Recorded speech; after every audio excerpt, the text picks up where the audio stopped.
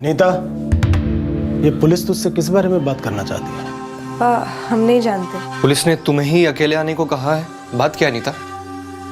भैया हमें सच में नहीं पता है। जो हो गया सो हो गया। बस इतना याद रखना कि हमारे परिवार का नाम ना सिर्फ इस गांव में बल्कि पूरे इलाके और जिले में बहुत इज्जत से लिया जाता है। बस उस नाम को हल्का ना होने देना। दादू हम चलते हैं। नीता रुक, चल हम तुझे ड्रॉप कर देते हैं। नहीं भैया हम चले जाएंगे। बोला ना, बैठ चल।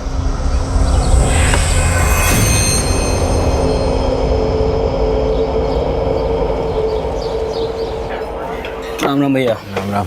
बोलो, क्या हाथ लगा? अभी सिर्फ छुआ है, हाथ लगाना बाकी है। छुआ, देखा, सूंघा, जो भी है बोलना यार। राम कुमार नाम है लड़के का। क्या भैया? क्या? इतने भी क्रेजी नहीं होते लड़की के पीछे। ये राम कुमार नीता चौहान के साथ कॉलेज में पढ़ता था। मतलब लव स्टोरी? वही तो कह रहे थे हम आपसे कि सिर्फ छुआ है। पूरी हिस्ट्री आप इस राम कुमार से ही जान लीजिए। कहाँ मिलेगा ये राम कुमार? यहीं रांची में रहता है, मिलकर राम राम कराइए। झूठ? हमने कौन सा झूठ बोला है सर? सच जानकर सच ना बताना, वो भी झूठी होता है नीता। किस सच की बात कर रहे हैं आप सर? उस सच का नाम है राहुल चौधरी। ये कोई पहली बार नहीं था जब तुम और राहुल मिल रहे थे। हाँ सर, तो हमने कहा तो था आपसे कि हम बचपन में रिश्तेदारों की शादियों में मिलते थे और फिर बड़े होने के बाद 1 साल पहले किसी दूसरे रिश्तेदार की शादी में मिले। नीता करसी बाकी कचौरी। राहुल भुवनेश्वर के चमचम। है वाह, बड़ी हो गई हो। तुम तो अभी भी हाफ पैंट में हो, नाक बहरी है, चबी चबी गाल है, क्यों?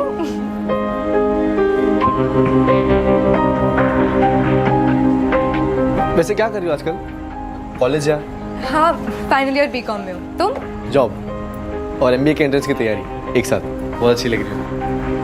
Thank you. अरे नीता, हमने बताया था सर आपको कि इससे पहले हमारी मुलाकात हुई थी, लेकिन इस बार ढंग से बातें हुई। ये ढंग से बातें ना तुम्हारी पूरे 1 साल से हो रही थी। ये रहे तुम्हारे और राहुल के फोन रिकॉर्ड्स। राहुल चौधरी भुवनेश्वर से रांची तक के पूरे सफर के दौरान तुमसे बात कर रहा था। माजरा क्या है? ये जो 2 कत्ल हुए हैं, हमें शक है कि किसी बाहर वाले ने घर के अंदर दाखिला लिया, और हमें यह भी शक है कि उसे दाखिला किसी अंदर वाले ने दिया है। मैं समझी नहीं। राहुल चौधरी और तुम्हारी शादी की बात कोई अचानक से उठी बात तो थी नहीं, जो तुम लोग अभी तक बोलते आए हो। ऐसा क्यों बोला जा रहा है ये हम नहीं जानते। हम ये जरूर जानते हैं कि तुम ये जानती हो जो हमें बता नहीं रही हो।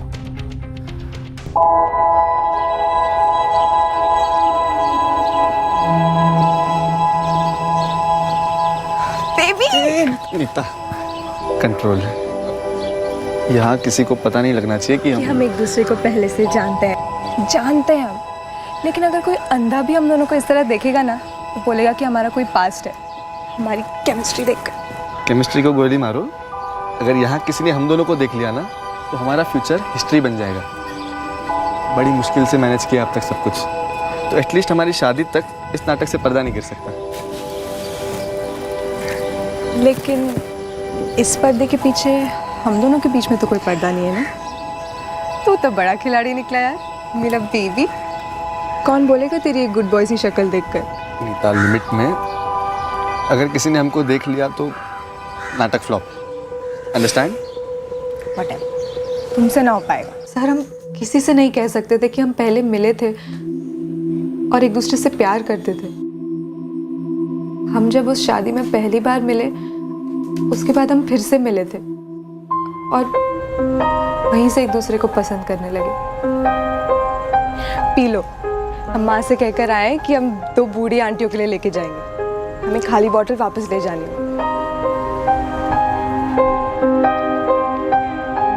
राहुल, ये तुम क्या कर रहे हो? ये वाली ना खत्म हो गई, अब हमें एक में से ही पीना पड़ेगा।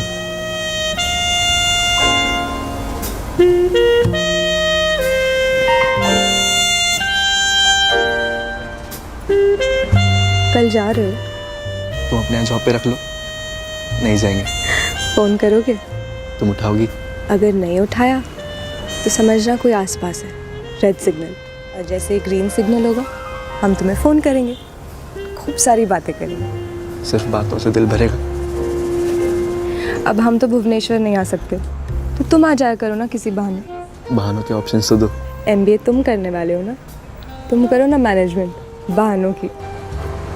हम एक दूसरे से प्यार करने लगे, लेकिन इस बारे में किसी को बताने की सोच भी नहीं सकते थे। आगे की सोचना तो दूर की बात थी। तो तुम दोनों की शादी की ये बात अचानक से नहीं उठी थी, इसे प्रॉपर प्लान किया गया? अचानक हुआ ऐसा दिखाने के लिए प्लान किया था।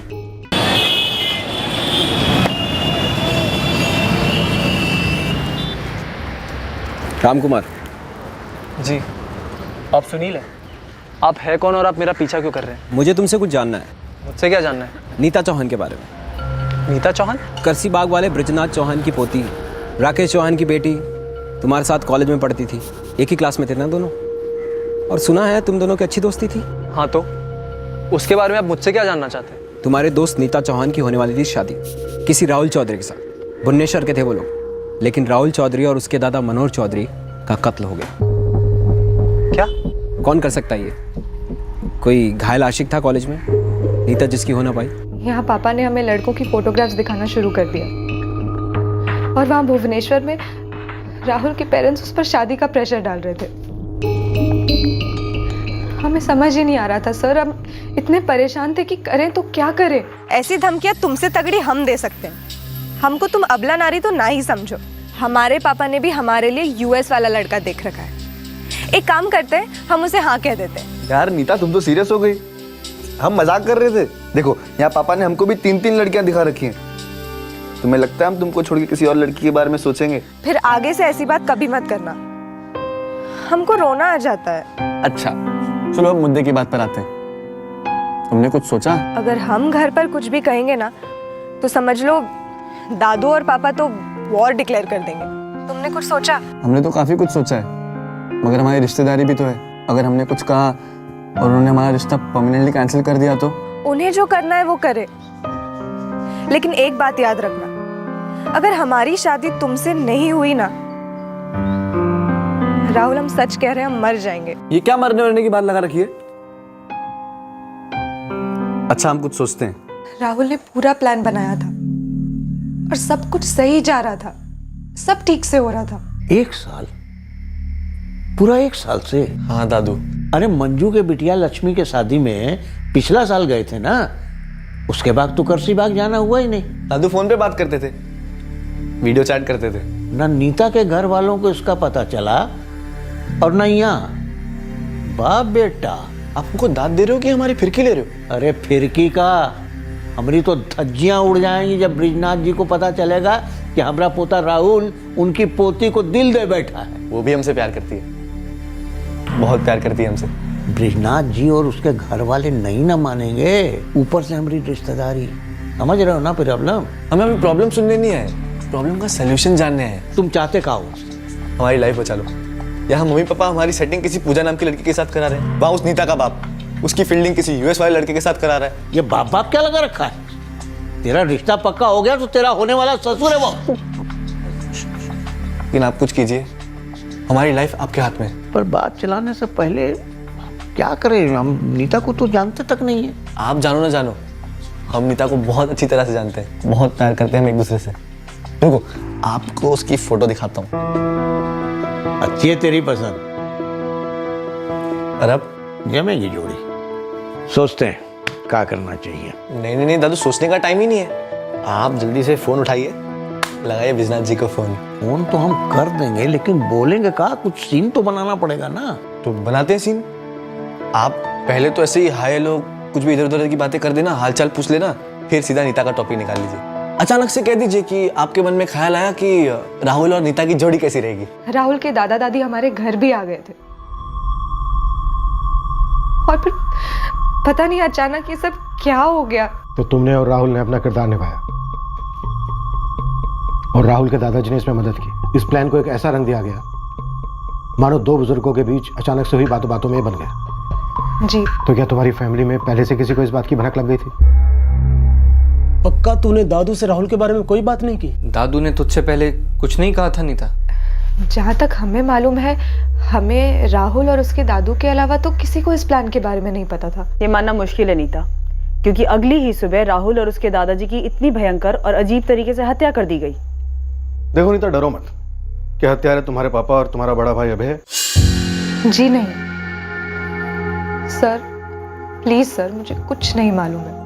क्या ऐसा हो सकता है कि जहां एक तरफ नीता, राहुल और मनोहर वाली साजिश चल रही थी, ठीक उसी वक्त दूसरी तरफ कोई और साजिश रची जा रही हो सकता है राहुल और मनोहर को करसीबाग बुलाकर उनको मारने का प्लान हो। अगर दूसरी साजिश पे फोकस करें तो इस मर्डर के प्लान के पीछे नीता का बाप राकेश, भाई अभय और दादा ब्रिजनाथ भी शामिल हो सकता है। भाई आप ही आओगे हमारे घर में, ये तो तय रहा। ब्रिजनाथ भी हमारी सस्पेक्ट लिस्ट में था। हमने किसी भी एंगल को नहीं छोड़ा। नीता और राहुल के पहले लव इंटरेस्ट को भी टटोला, तब जाकर ये सुरेंद्र सामने आया। मैडम, बंदे का नाम सुरेंद्र श्रीवास्तव है, फिलहाल जमशेदपुर में।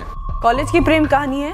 ऐसा नीता के क्लासमेट राम कुमार ने बताया। सुरेंद्र लट्टू था उस पर और 2 साल सीनियर था कॉलेज में। और नीता? मैडम, नीता का पता नहीं राम को, लेकिन राम बता रहा था कि सुरेंद्र काफी सीरियस था उसको लेके। वो होता ना मैडम, पागलों वाला प्यार। पागल वाला प्यार तो था सर, लेकिन इतना पागल भी नहीं सर कि हम कुछ कर लेते। देखिए सर, आप जमशेदपुर से हमको उठा के लेके आए हैं यहाँ पर। हमने खुद कबूल किया है ना कि हम उससे प्यार करते थे। तो ये हम पर कोई मेहरबानी नहीं की तूने? सर जी, नीता के दादा ब्रिजनाथ चौहान काफी पावरफुल आदमी है और हमारी हिम्मत नहीं थी कि हम उनके सामने जाकर कुछ कह सकें, इसलिए हमने अपना सारा लव, सारा जोश सब दबा लिया था अंदर। और 2 मर्डर करने के लिए सारा जोश बाहर आ गया। ऐसा मत कहिए सर, हमने अपनी लाइफ में कभी किसी इंसान को थप्पड़ तक नहीं मारा और नीता को लेकर जो भी था हमारे दिल में, वो बस हमने अपने दिल तक रखा। किसी को कुछ बोला भी नहीं हमने। बेटा, अगर कभी किसी को कुछ बोला नहीं होता ना, तो इस वक्त यहां हमारे सामने तू बैठा नहीं होता। हाँ, मतलब हमने बस अपने कुछ दोस्तों को बताया था इस उम्मीद में, ताकि वो नीता को जाके हमारी फीलिंग्स बता दें और हमें पता चल जाए कि उसके मन में हमारे लिए है कि या नहीं। अगर उसके मन में भी कुछ हो तो तेरी लॉटरी लग सके, जो लॉटरी तूने अब लगाने की प्लानिंग की, राहुल और उसके दादा मनोहर जी को मारकर। ये रास्ते सब हम पीछे छोड़ चुके हैं। नीता को लेकर जो भी था हमारे दिल में, उसकी यादें, सब कुछ। हमारी कॉलेज का सुरेंद्र श्रीवास्तव, वो हमारा सीनियर, हमारे पीछे पड़ा था। हाँ, अब जमशेदपुर में जॉब करता है। सॉरी मैडम, हमें तो इसके बारे में पता तक नहीं था। और जब वो खुद कह रहा है कि एक तरफा था, तो आप हमसे क्यों पूछ रहे हो? वो कह रहा है एक तरफा था, तुम्हारी तरफ से क्या था? हमें तो उसका फेस तक याद नहीं। और वैसे भी हमें राहुल के अलावा और कोई दिखता ही नहीं था। ये सवाल आप हमसे कर रहे हैं? हाँ, जवाब दो। यही सवाल तो हम भी आपसे पूछ सकते हैं, क्योंकि आप ही रखे थे ना सबसे पहले राहुल का नाम। एक मिनट, कहीं ऐसा तो नहीं कि आपको नीता और राहुल के बारे में पहले से पता चल गया था और आप ही ने गुस्से में आकर। पापा जी रुक अबे। बाबूजी, माफ कीजिएगा जो हम इतना जोर दे रहे हैं, लेकिन पहले आपको हमारे सवाल का जवाब देना होगा। अगर आपको पता चल जाता कि नीता और राहुल का पूरे 1 साल से हमारी पीठ पीछे कुछ चल रहा है, तो आपको गुस्सा नहीं आता? आप क्या रवैया अपनाते ये चौधरी परिवार के खिलाफ? पगला गई हो क्या तुम? अपने पापा, दादू, भाई और हम पर भी शक कर रही हो? मम्मी, हमें कुछ समझ नहीं आ रहा है। बहुत प्यार करते थे हम राहुल से, और अब हमें गिल्टी फील हो रहा है कि हमारी वजह से वो मारा गया। दुख तो हमको भी है इस बात का कि ये सब तुम्हारे और राहुल के बीच में रचा गया। और जब ये सब हुआ तो मारा गया वो, उसके दादाजी मारे गए और कटघरे में हम खड़े हैं। हम चाहते थे कि नीता का शादी यूएस वाले लड़के अभिषेक के साथ हो जाए, क्योंकि वो हमें पसंद था और है। लेकिन जब से आप राहुल के बारे में बात किए ना, तो हम अपना मन बदल दिए। आप चाहें तो अभय से पूछ लीजिए, हम उससे कहे थे कि नहीं। हाँ दादू, पापा जी ने हमसे ये बात कही थी। देख, जो होना था सो हो गया। कल दोनों सब कमल के हवाले करने वाले हैं। हमने कमल से कहा है कि अंतिम संस्कार यहीं कर लो, करसीबाग में। हम तो पहले दिन से कह रहे हैं कि पुलिस खामा खाम पर शक करे, घर में सबूत खोज रही है। कहीं ऐसा तो नहीं कि ये सारा मर्डर का प्लानिंग वहां भुवनेश्वर में रचा गया हो, और जो हत्यारा है उसने सोचा होगा कि एक तीर से 2 निशाने लग जाएंगे, वो मारे भी जाएंगे और पूरा शक हमारे परिवार पर आएगा। 19 तारीख का टिकट बुक कराए हैं। अरे बाबूजी, 19?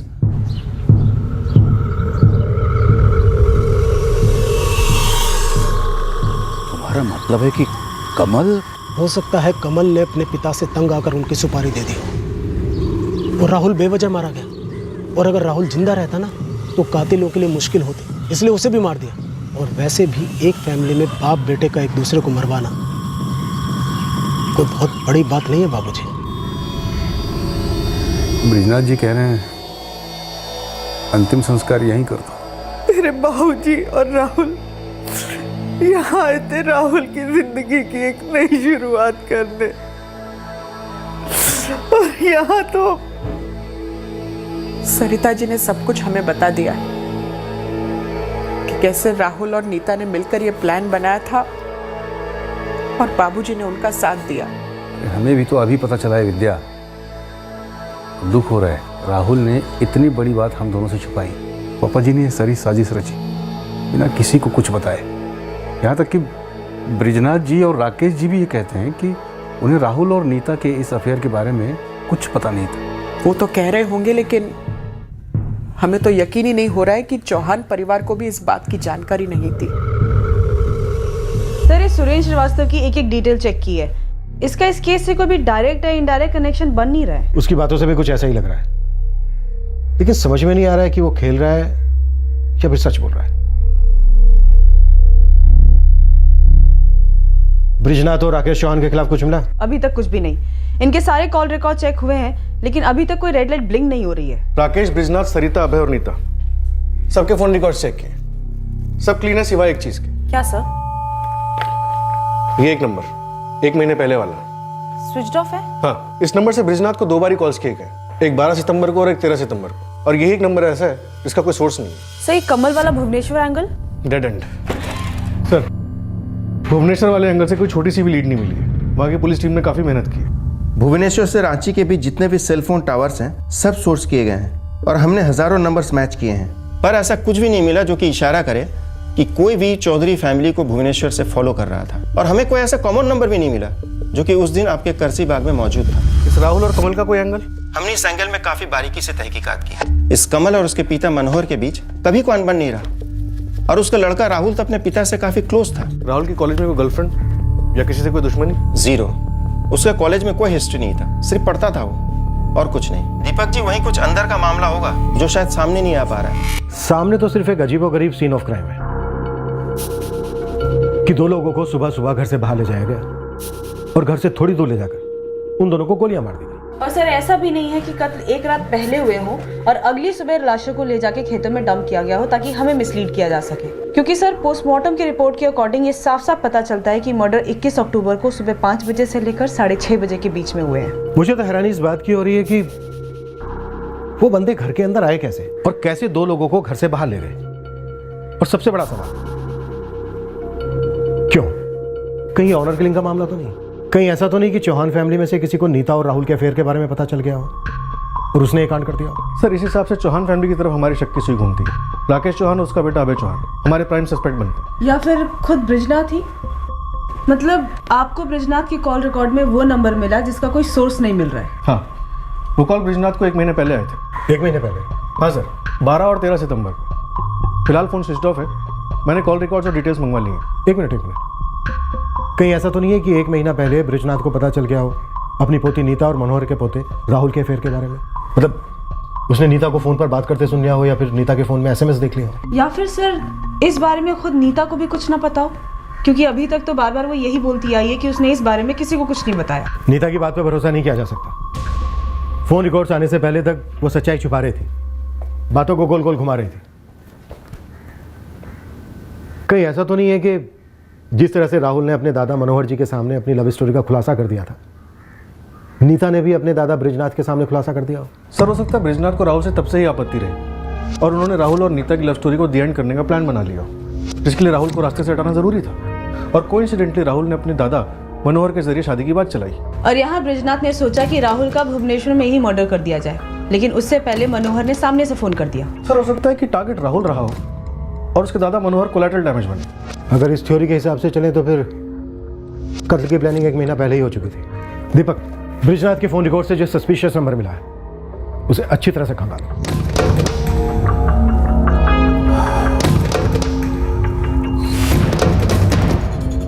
बेटा, होनी को कोई नहीं टाल सकता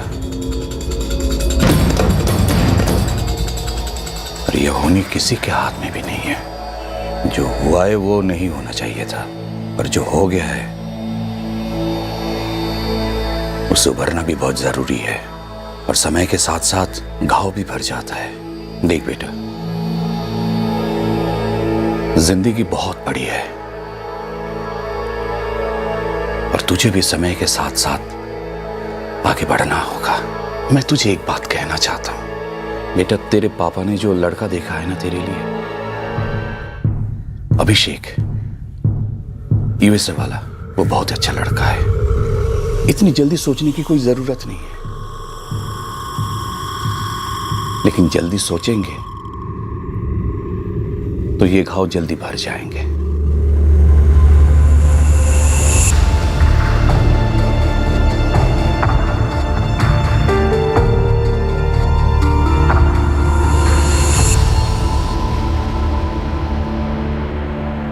राहुल की अपने दादाजी से मदद मांगने के काफी पहले तुमने अपने दादाजी से मदद मांगी थी, ये सच है ना?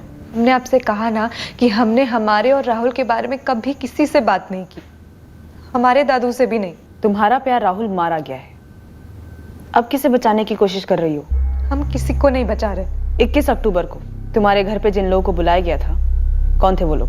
हमें कुछ नहीं मालूम है मैडम, प्लीज आप हमें बताइए कि वो कौन था जिसने हमारे राहुल को मार डाला। वो हमारा सब कुछ था, हम उससे जिंदगी भर प्यार करते रहेंगे।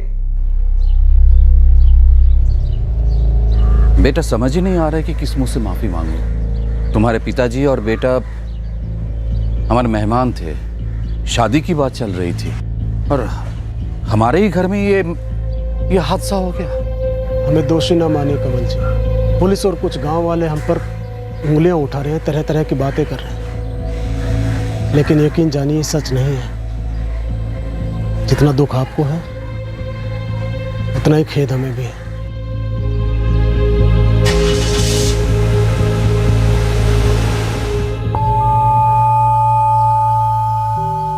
सर लगता कुछ कुछ पकड़ में आ रहा है।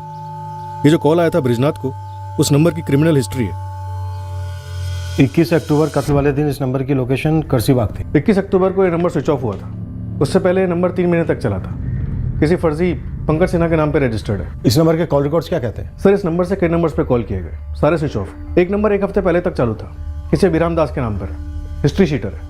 फिलहाल बोकारो सिटी जेल में चोरी की सजा काट रहा है। इस ब्रिजनाथ की काफी पहुंच है इलाके में? हाँ सर, इसके इर्द गिर्द काफी छोटे बड़े लोग मौजूद रहते हैं प्रोटेक्शन के लिए। 1-2 और भी हैं। क्या ऐसा भी हो सकता है कि ब्रिजनाथ ने इस 44456878 वाले को सुपारी दी हो, राहुल और मनोहर चौधरी की? प्रणाम ब्रिजनाथ जी, पाए लागू, बड़े दिनों बाद बात हो रही है आपसे। कुछ सुधर गए हो या आज भी वही गंद मचा रखे हो? रिटायर आप हुए हैं, हम नहीं, बस अब लगे हुए हैं मेहनत मजदूरी से। अभी बताइए कि आपका मिजाज कैसा है? मतलब आवाज सुन के तो लग रहा है कि पूरी तरह भी बल जला नहीं है। सबसे पहले इस बोकारो जेल वाले अभिराम को तोड़ो, जिसे इस 44456878 वाले ने फोन किया था। ये भी 100% कोई हिस्ट्री शूटर होगा, तभी सब कुछ इसका फर्जी है। फोन बंद। तो इसका मतलब दूसरी कॉन्स्पिरेसी ही सही थी, ये पूरा कांड प्लान था। राहुल और मनोहर चौधरी को कत्ल करने के इरादे से ही करसीबाग बुलाया गया था। आप कभी भी कोई भी सबूत जुटा पाए जिससे ये पता चले कि ब्रिजनाथ को नीता और राहुल के अफेयर के बारे में पहले से पता था और उसी ने ये कॉन्स्पिरेसी रची हो? हमारे पास इस बात के सबूत नहीं थे कि ब्रिजनाथ को पता था या फिर नहीं पता था, क्या उसने कॉन्स्पिरेसी रची थी या नहीं। बस हमें एक छोटी सी लीड मिली थी कि एक आदमी कत्ल की सुबह करसीबाग में था, जो शायद एक हिस्ट्री शूटर था, जिसकी ब्रिजनाथ से बात हुई थी और अभी तक हमारे रडार में नहीं आया था। इसी आदमी के थ्रू हमने एक केस सॉल्व किया। पर उस हिस्ट्री शीटर का ब्रिजनाथ के साथ फोन पर बात करना, उससे कनेक्शन रखना, सर ये साफ साफ ब्रिजनाथ द्वारा की गई साजिश की तरफ इशारा करता है। इशारा था, साफ था, लेकिन यह केस बिल्कुल वैसा नहीं था जैसा हमने अनुमान लगाया था। यह अजीबों में अजीब केस था। सर बबलू वर्मा और राजू सहाय दोनों करसीबाग के रेजिडेंट हैं और दोनों सालों से ब्रिजनाथ के बाएं और दाहिने हाथ रह चुके हैं। दोनों को बिल्कुल चुपचाप हटाओ ना से, उसे डिफेंस के लिए वक्त नहीं देते। जी सर। ए अभिराम चल उठ। कौन से वकील का दिल आ गया हम पर जो हमारा जमानत करवा रहे हैं? साहब जी यही है अभिराम दास। 44456878। इस नंबर पे पूरा सितंबर बड़ा चहकता रहा। तो किसी पंकज सिन्हा के नाम पे है नंबर, फर्जी एड्रेस। कौन यूज कर रहा था? नाम बता दो तो जमानत करा दोगे हमारी साहब? देख बे, मैं शुरुआत तेरे अंदर डंडा घुसेड़ के कर सकता था, अभी भी कर सकता हूँ, कभी भी कर सकता हूँ। मेरे साथ ये सौदेबाजी मत कर। आप तो बेमतलब में ही गरमा गए साहब। थोड़ा तुक्का बिड़ा रहा था, सोचा लॉटरी लग जाए।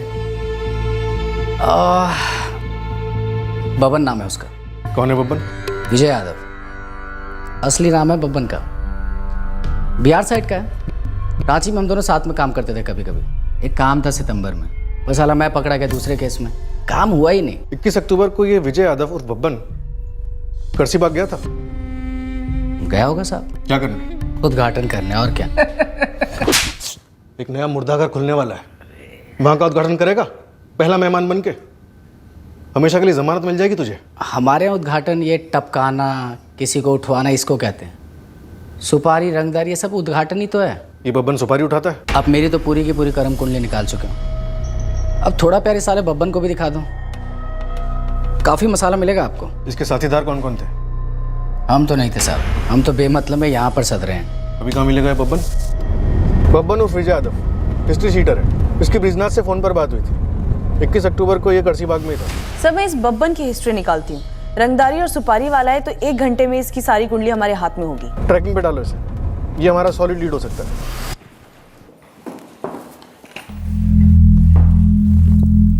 बबलू यादव, राजू साहब, तुम दोनों सालों से ब्रिजनाथ चौहान के दाएं बाएं हाथ हो। हम उनके लिए काम करते हैं सर जी। उन्होंने हमारे सर पर अपना हाथ रखकर हमें ऊंचा उठाया है साहब। भले आदमी है ब्रिजनाथ जी। कितने भले आदमी हैं? मतलब उनकी भलाई तोली जा सकती है? आधा किलो, 1 किलो? ये आप क्या बोल रहे हैं सर? आधा मटर, 1 मटर, 2 मटर? 2 मटर की हैसियत है तुम्हारे इस भले आदमी की। आप कैसी बात कर रहे हैं? भुवनेश्वर के मनोहर चौधरी और उसके पोते राहुल चौधरी, इन दोनों का मर्डर करवाया तुम्हारे इस भले आदमी ने।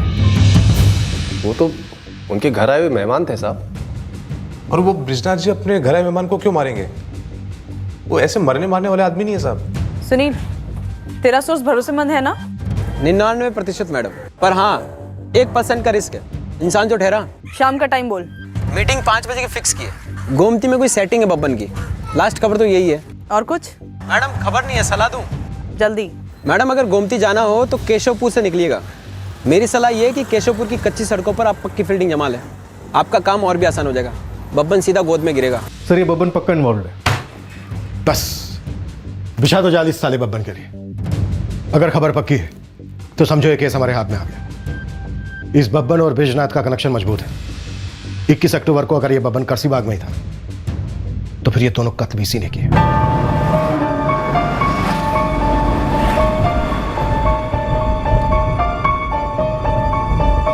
क्या बात कर रहे हो? अच्छा, क्या हुआ पापा? बब्बन का नाम सामने आया। क्या?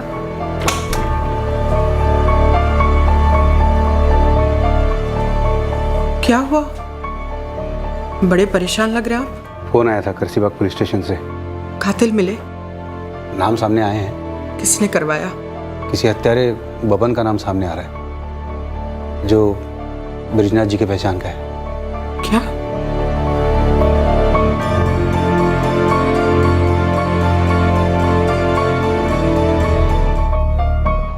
हमने तो वही कहा जो हमें मालूम था, लेकिन साहब हमारा यकीन ही नहीं कर रहे थे। वो बार बार कह रहे थे कि तुम्हारे मालिक ब्रिजनाथ जी की बात हुई है बब्बन से। मैडम मेरा टिप डबल कर दीजिए और मॉडल नंबर, गाड़ी नंबर लिखिए। बब्बन भैया की बारात आपके पास 15 मिनट में पहुंच जाएगी। जल्दी गाड़ी नंबर बोल।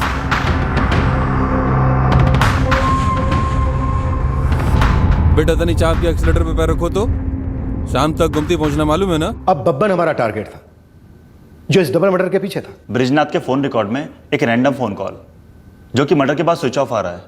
एक कॉल ने पूरा केस क्रैक करवा दिया। हाँ, लेकिन मर्डर का जो मोटिव सामने आया दरअसल वो सबसे बड़ा शॉकर था।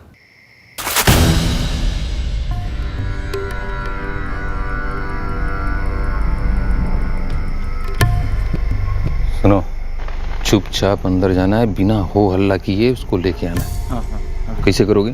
गमछा सब मुंह में ऐसे डाल देंगे, बांध देंगे तो आवाज़ नहीं आएगा। बढ़िया। और क्या, ये दोनों हाथ को ना ऐसे पीठ पीछे करके और ये रस्सी से पूरा एकदम कस के बांध देंगे। कहाँ लाना है पता है ना? हाँ भैया जी बताए तो थे, वही। चुप। बिल्ली की तरह ऊपर चढ़ना, एकदम दबे पाओ, समझे? चल चल चल चल, चल।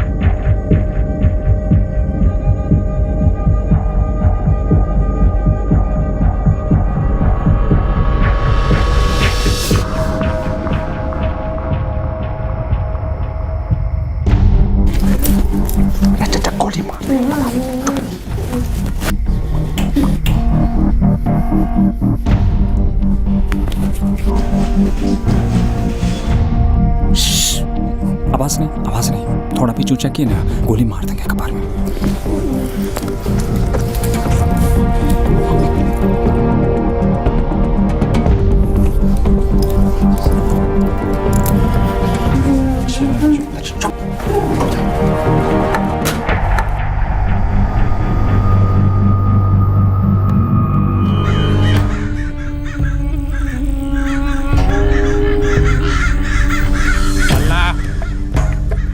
सुला देंगे यहीं पर, समझा?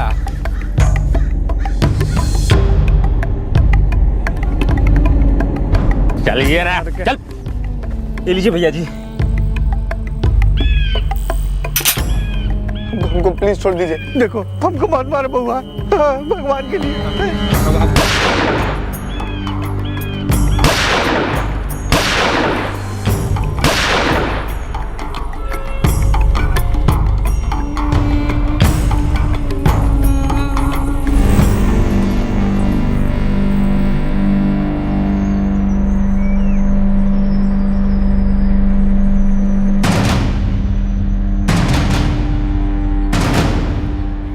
सर गाड़ी आ गई। ठीक है, पोजीशन ले लो और अगर नहीं रुके तो टायर पे फायर करना।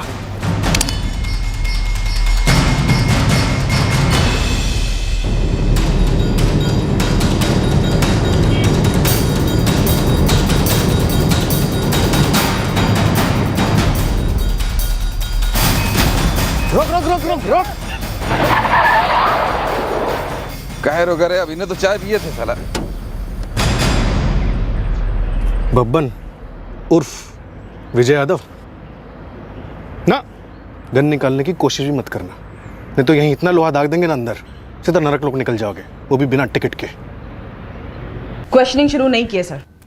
ब्रिजनाथ ऑन द वे, पहुंचने वाले होंगे। अब ये बब्बन जो बोलेगा वो तय करेगा कि ब्रिजनाथ के दाएं और बाएं हाथ बबलू और राजू कितना सच बोल रहे हैं और कितना झूठ। 1 महीना पहले तुम्हारी इस भलाई की मूरत ने रंगदारी सुपारी लेकर हत्या करने वाले को सुपारी दी थी, मनोहर चौधरी और उसके पोते राहुल चौधरी की। विजय यादव नाम है, बब्बन के नाम से जाना जाता है। बब्बन? हाँ बब्बन 21 अक्टूबर की सुबह को यहाँ पर मौजूद था। साहब आप लोगों को बहुत गलतफहमी हुई है, ब्रिजनाथ जी ऐसा क्यों कराते, वो भी बब्बन से? हम पर इतना घिनौना और वाहियात इल्जाम थोप रहे हैं आप। एक बार फैक्ट्री से और फैक्ट्री के पास वाले थाने में से हमारे बारे में इंक्वायरी तो कर लेते। रहने दीजिए ब्रिजनाथ जी, बब्बन हमारी कस्टडी में है, खुद बब्बन। तो हम क्या करें?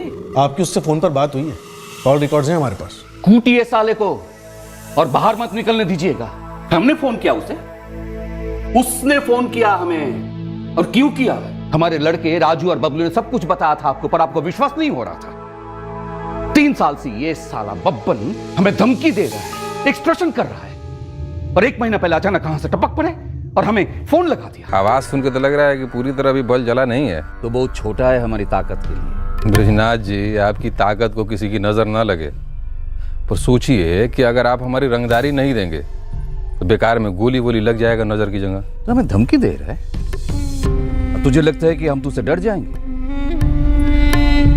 3 साल से यही धमकियां दे रहा है। अरे ब्रजनाथ जी 3 साल से रेट भी तो वही मांग रहे हैं। देखिए राउंड फिगर में 15 लाख हमको दे दीजिए, आप भी टेंशन मुक्त हो जाएंगे, हमारा भी पेंशन का इंतजाम हो जाएगा। कैश नहीं तो कोनो दिक्कत नहीं, हम अकाउंट खोल रखे हैं ब्रजनाथ जी। 3 साल से तू हमसे यही भीख मांग रहा है और हम भी तुझे 3 साल से मना किए जा रहे हैं। आज हमारी ये आखिरी बात है। आज के बाद तूने कभी गलती से भी हमको फोन किया ना तो हम एक ऐसा फोन करेंगे कि जिंदगी भर के लिए तेरा अकाउंट जेल में खुल जाएगा और कुटाई अलग से। बोनस 3 साल में 2 बार हमने उसे अंदर करवाया था रंगदारी के जुर्म में, और 1 महीना पहले अचानक कहीं से टपक पड़े और हमें 2 बार फोन कर लिया, अचानक चुप हो गया। पता नहीं वो कहां से आया था, क्यों आया था, और हमारे मेहमानों पर। ये गलत बात है सर, एक तो बंदूक के नोक पे हमको उठा लाए हैं, ऊपर से हमारा गागल रख लिए। जब तक गागल नहीं मिलेगा कोनो बातचीत नहीं होगी, बता रहे हैं सर। जब तेरी ये आंखें ही नहीं रहेंगी तो गॉगल का क्या करेगा? हाँ, नाम बक दोनों के, चल दे। उन दोनों का नाम कहीं कॉलर पर लिखा है जो फाड़ रहे हैं। कॉलर छोड़िए, कॉलर छोड़िए, नहीं भागे जा रहे हैं, छोड़िए, बताते हैं। बात बता रहे हैं। एक का नाम है अपना धीरू प्रसाद, दूसरे का नाम है कीरू यादव, कृपाल यादव। कहाँ मिलेंगे दोनों? कहाँ मिलेंगे दोनों? एड्रेस थोड़ा मुश्किल है, नक्शा बना दें।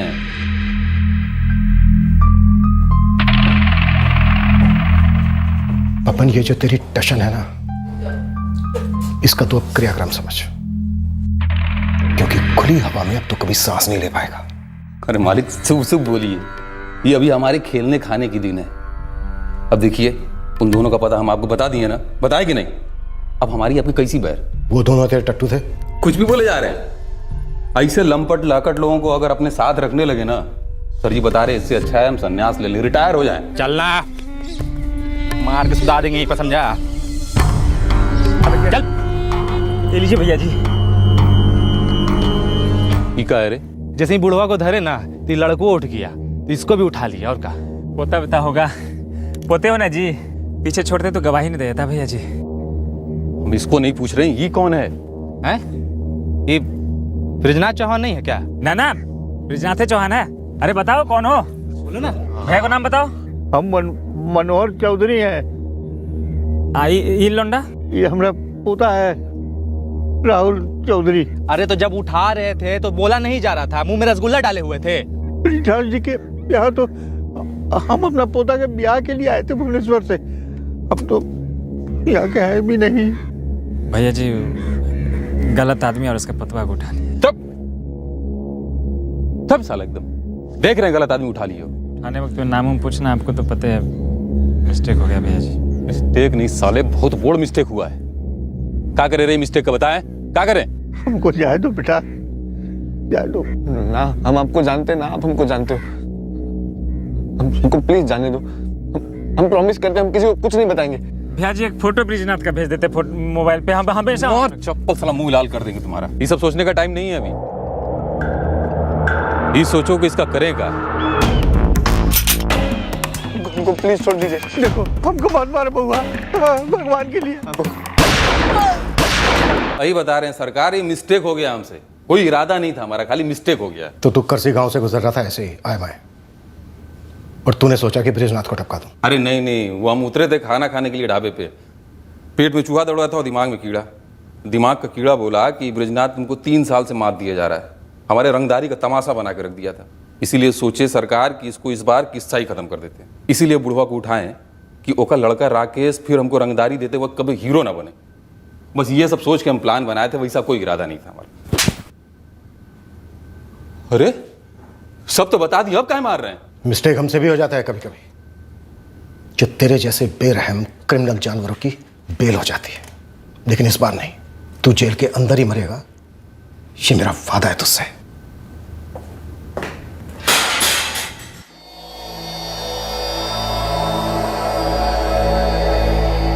पुलिस ने उन बाकी दोनों को भी धर लिया, धीरू और कृपाल। ये क्या अनर्थ हो गया?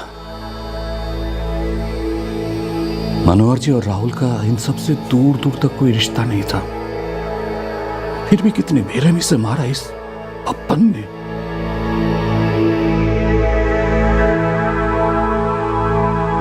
बब्बन और उसके दोनों साथियों की गिरफ्तारी से हमने इस केस को क्लोज तो कर दिया, पर ये दोनों मर्डर्स इतने बेमतलब के थे।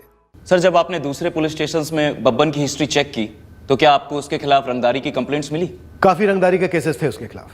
ये बब्बन जैसे नामचीन क्रिमिनल्स, रिपीट ऑफेंडर, क्या हम इन पे परमानेंट लगाम नहीं लगा सकते? इनको जेल में नहीं रख सकते हैं? करेक्ट।